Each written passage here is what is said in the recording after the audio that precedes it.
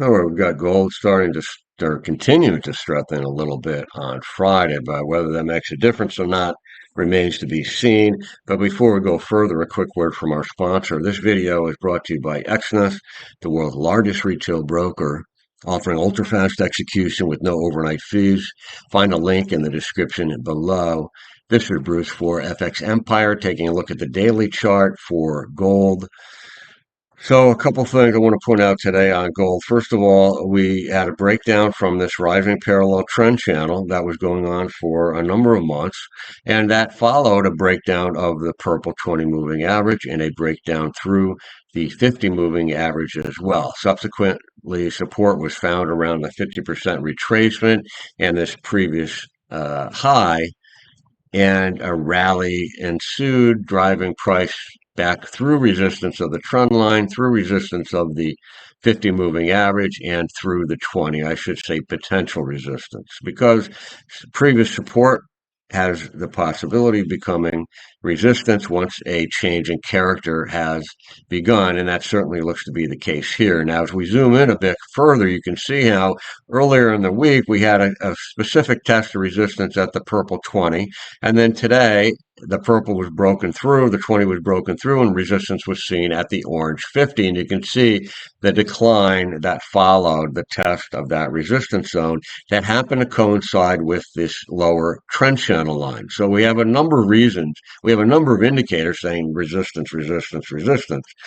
And now we have a small, potentially bearish rising wedge where you have two trend lines around the boundaries of the pattern, and they are angled up and angled towards each other. So eventually these two lines will cross. And this is a typical bearish continuation pattern, and given all the other things going on, it looks like there's a good chance that this would trigger to the downside and may evolve for a little while longer, 2, 3, 4 more days, which means that gold could go up but still stay below the trend line and stay within the wedge pattern. A breakdown at this point is triggered below yesterday's low at 2006.21, but again, that price level will change if gold continues to evolve within this price pattern. And then that would generate a likely test of support of this recent low at 2005.34 and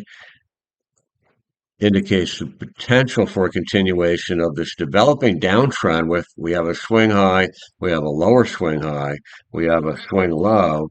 We don't have a lower swing low yet. We will if this B point is broken, and that gives us the target zone around here, around the 62% retracement at 2,473. Well, actually, the range would be 2,484 down to 2,470 or so.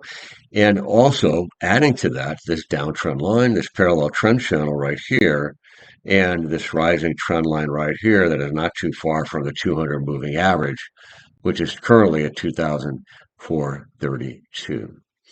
All this scenario would change. In other words, the bulls could start to show that they may be able to sustain a rally, but not really until gold gets above this 2007.21 at this point. Until then, downward pressure still remains.